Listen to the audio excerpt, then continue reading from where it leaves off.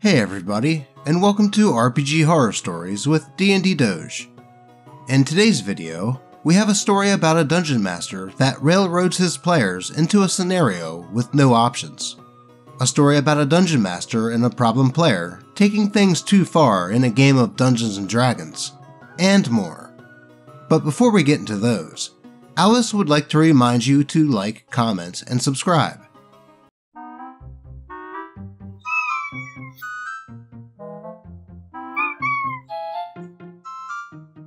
Thanks, Alice.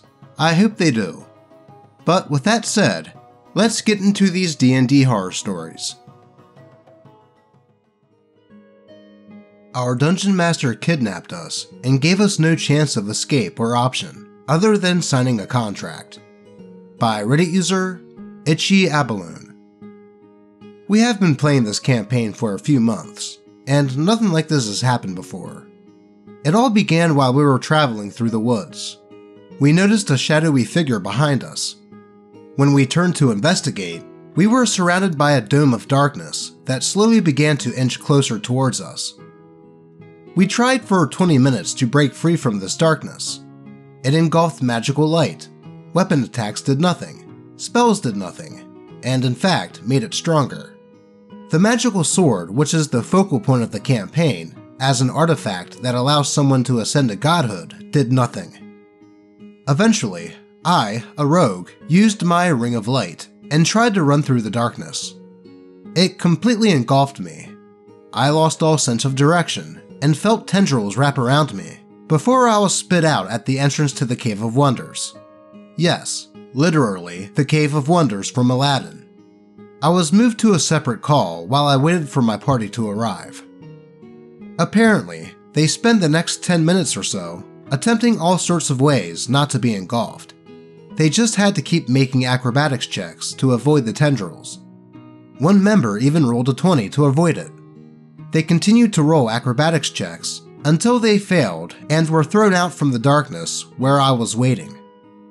We decided to enter the Cave of Wonders, as the Dome of Darkness prevented anything else. In the cave, we find our dungeon master's self-insert, Edgy Author. He talks about how he can write anything into existence, so I ask him to write me to be cooler, which he responds by giving me a robot arm, and then undoing it. He says he was forced to write for all of eternity, as punishment from a god.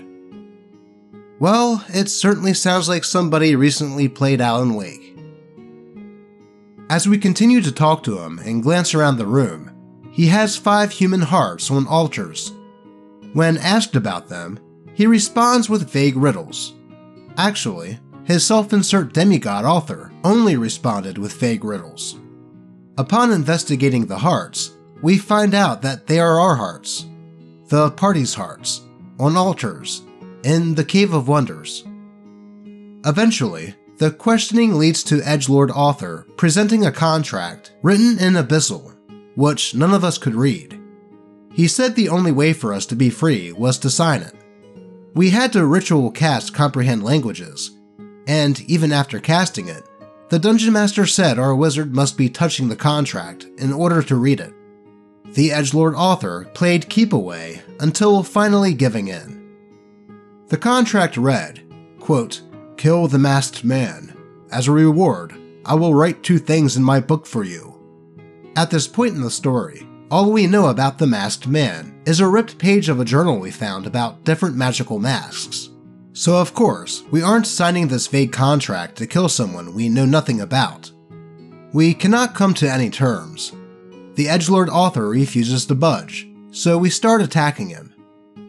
We spend another 20 minutes wailing on this guy. We burned spell slots. I used 2 arrows of slaying on him, and in total, we did about 300 damage. On his turns, he would counterspell us, cast Sleet Storm to break our concentration, cast Irresistible Dance on us, and poke our hearts, dealing 1 damage. The Edgelord Author kept saying how this could all be over if we just signed the contract. Eventually, I had enough and said that I would sign it if he kept the rest of the party out of it, and he agreed. I signed the paper, as the Dungeon Master described the ink changing from reading Caspian to Ace Arcana, our party's name. After that, he ended the session there, left the call, and hasn't answered any of our messages since. The party and I are very confused. He has been a very good dungeon master before this, allowing us to do as we please, improving things on the fly, creating player character specific events and magical items, so this is completely out of the blue.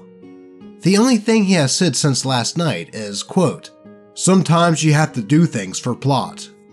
His plot has been good thus far, so a self-insert Demigod Railroad, A, isn't plot, and B, is actually derailing the plot. It definitely sounds like the Dungeon Master took some inspiration from Alan Wake, and perhaps also recently watched Aladdin, and decided to incorporate some of those themes into the game. Though the way he did so definitely is railroady in nature, with the way that there was no escape, and how the author didn't die after so much damage. Then to have the contract that OP said F it and signed changed to the whole party's name points to the railroading as well. Now, does a Dungeon Master have to do some things for plot? Sure. But he could have done it in a way that didn't feel like the players had no control over anything. Though, if OP said that the Dungeon Master has been fantastic thus far, I would just roll with it for now to see where it leads. Though, what do you all think on this one? Let's move on. Am I just crazy, or were we dealing with the Nightmare Dungeon Master and player? By Reddit user, Girl Ghastly. My friends and I, who were the 3 main active players that showed for every single game, left the group and effectively ended that campaign, as the only player left was the problem player and the Dungeon Master. That group imploded, and those of us who left went to different campaigns and no longer play with those 2. If you read through this completely, content warning for mentions of SA. First off, anytime the 4th other player was present, it was never fun. We'll call them Dickhead, or Richard. A total murder hobo, to the point that the entire party had been put on a sort of magical probation to ensure that he couldn't just slaughter everyone that crossed his path, including us fellow party members. Richard constantly made threats on our lives, argued with us all the time, and was just generally a dick to the rest of the party. I was the newest player and character though, and didn't have much prior experience playing with him, so there were several times we had to come to his rescue, and the others were like, "Nah, F that guy, let's abandon him." But I felt like I hadn't had enough experience with his character, and he hadn't done me wrong for my character to turn my back on him, so I would vouch for him, convince the others to not abandon our party member, only to be met with hostility and death threats from Richard when we'd come to his rescue. Whatever, he's an a-hole, but that I could live with. A little. He just made the sessions not so fun. Fortunately, he couldn't make it as regularly as us main 3. Second, the Dungeon Master loved homebrew items, which is great. I love homebrew items as well, but she wouldn't read through them completely, meaning she would end up giving us massively overpowered items, and we were just knocking out dungeon crawls and challenges left and right like it was nothing. For example, my first session with them as a level 1 character, she tried to get me with a Banshee.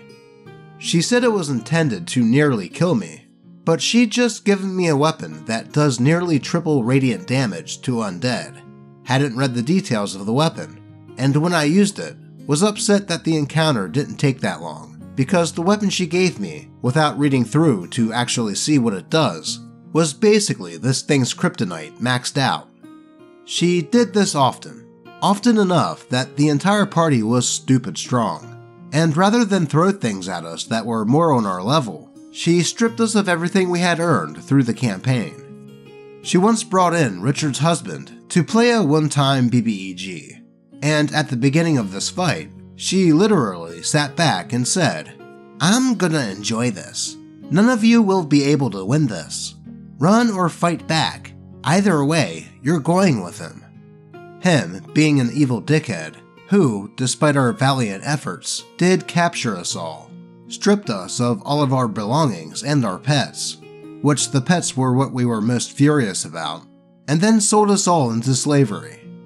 We were sold to a fighting arena, gladiator style, and the only way we could earn our freedom was by packing the stands 10 times. Now enter Richard, who was not enslaved with us. No. He is popular for being a fighter himself. He's a big name in this world, so he's getting king treatment. Dickhead decides that he wants to pick up a tiefling girl to be his personal slave. And oh my god, guess who was playing a tiefling? Me. Guess who was the only tiefling in the stadium? Also me. They enchanted a ring on my horn so that I cannot harm him or his kin, and allowed him into my cell, where he proceeds to start to act out this really forceful essay. And this is when I would say to take a time out and tell the Dungeon Master that that is not okay, and if it continues, that you are leaving. Letting a player do that to another player is not okay, unless it's stated that themes like that are going to be in the game before a player joins.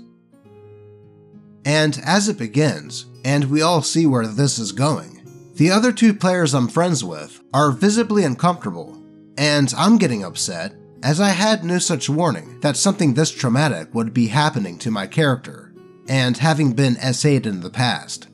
So I asked the Dungeon Master, is there a safe word or something? This is a little much. She tells me that the safe word is, quote, down boy, so I use it. But you know what it does? It causes the enchanted ring to slam my character to the floor, face down, ass up, and Dickhead proceeds to act out this assault. Again, this is when OP should have gotten up and walked away from the game in my opinion. That is just crossing a boundary that shouldn't be crossed. I tried to fight, but everything I did, he just healed himself with lay on hands, so I just sat back quietly and said nothing. The 3 of us that were good friends sat with our face in our hands, and me near tears, till the player decides to leave me. When I spoke to the Dungeon Master about it later, I asked if I could maybe get a heads up the next time something that upsetting might happen. And she said it's DnD, there's going to be triggering scenes. Then, Richard decides that he wants to take me as his wife and force me to bear children. Because in this world, the child of an Aasimar and a tiefling is basically the Antichrist. That is part of his grand plan to bust us out, as it turns out. He manages to get everyone else freed without assaulting their characters, so I was pretty upset that they chose to act that out with me. So I tell the Dungeon Master that my character is done. She's damaged, and she'd rather die than be in this man's mercy. So I'm going to have her off herself. She was not happy. She tried to text my husband, actually, and convince him to convince me to keep my character alive, though I was adamant that I would be killing off my character because I was furious about what happened. Fortunately, one of my friends in the group managed to get me out of the slavery situation and kept my character alive long enough so she could leave the party and go home to her mother instead of ending her life. After all of this, and countless situations with Richard that had us all begging for him to face some sort of consequence, the Dungeon Master continues to protect this character and not allow anything to happen to him. And after all that, the reason we all left in the end was because our 30-year-old Dungeon Master flipped her lid, not once, but twice, over not being able to play. Us players are all working 20-somethings. It's hard to make schedules line up, and if something came up and one particular player, my friend who initially brought me into the group, wasn't able to join, it turned into the Dungeon Master viciously attacking them. She would turn absolutely wicked with her personal attacks to this player because they had work or couldn't make it for whatever personal reason. We were bad guys because we were all like, dude, D&D doesn't pay the bills. Our work comes first. Our entire life does not revolve around this game. This happened not once, but twice. So yeah, we all left, As far as I know, that campaign ended there, as we were the only 3 that showed up regularly, and she was left with just Dickhead. Am I crazy, or was this just bad dungeon mastering? I commented this on another post, but as I was reading it back, it was just way too bizarre not to post alone. Anybody else have any experience like this? This isn't normal for Dungeons & Dragons, right? No, this is absolutely not normal for Dungeons & Dragons. It's good to hear that OP and her friends eventually left that game. That Dungeon Master was showing blatant favoritism to Dickhead, and allowing him to do that to OP's character is just uncalled for. Then, to flip out on another player for not being able to make a few games, all while Dickhead barely showed up to any of them, tells me that the Dungeon Master must have some sort of thing for Dickhead. So, while I say that the player should have left this game much earlier, it's good that they did eventually, and found other games to play in. And remember, if anything in a game makes you uncomfortable, you don't have to just sit there and take it. Speak up, and if nothing changes, there are plenty of other games out there with better people in them. On to the next one. Edgy Shadowrunner loses his character during the first session. By Reddit user FexChen. I have a lot of stories about one of my players. We were still good friends, but sometimes I cannot follow his reasoning during our sessions. Also, he likes to make very edgy characters. This story is from one of our Shadowrun sessions. A bit of context for those who don't know. Shadowrun is basically cyberpunk, plus fantasy races and magic. This wasn't the first time we played Shadowrun, and everyone was at least a bit experienced in the system and lore. The player in question wanted to build his usual, edgy gruff ex-military man, with this one being an Oni, basically a big red orc with horns. I told him that Onis are very rare in this part of the world, but he wouldn't budge. Big ex-military Oni it is then. He called him Hellboy for obvious reasons. The first mission of the group was to track down a drug trafficking ring. After some digging, they found out that one supplier used an electronics store in the commercial district of the town as a front, so they decided to investigate. Investigation wasn't Hellboy's strength.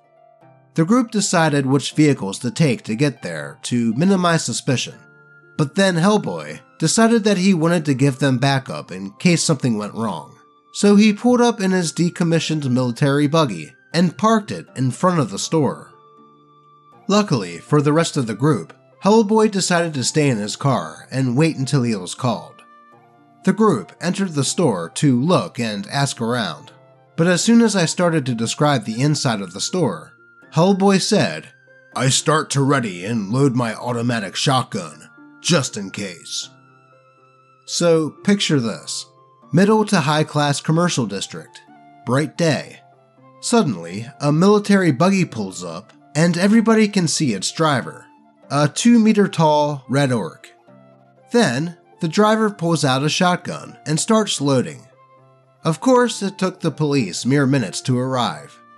The police corps of Shadowrun are known to be quite racist towards non-humans, but it's the first session of this campaign, and I want to give them a chance. So they immediately started questioning him. What was he doing here? What are his intentions with this gun? He pulls out some lies, like he is waiting for a hunting buddy here or something. Then, the cops wanted to see some licenses, which Hellboy luckily had, though all of them were faked, of course. So he showed them all of his licenses, not only for the shotgun and the vehicle, but for all of his other hidden weapons, his military-grade implants, and combat stims that he had with him. This, of course, only made him way more suspicious and way more dangerous. Police backup got called, just in case, and they started to validate all of his licenses. I rolled all relevant checks, and by some miracle, all of them hold up. All but one. The faked license for his shotgun tied with the scanners of the cops. The cops got an error message that could not validate the license, but since they are already on high alert, they decide to confiscate the weapon. Everyone else would have just given them the weapon, call up the fixer of the group, and either buy a new gun or a better fake license to try to get the weapon back. But not Hellboy. He decided to hit and run.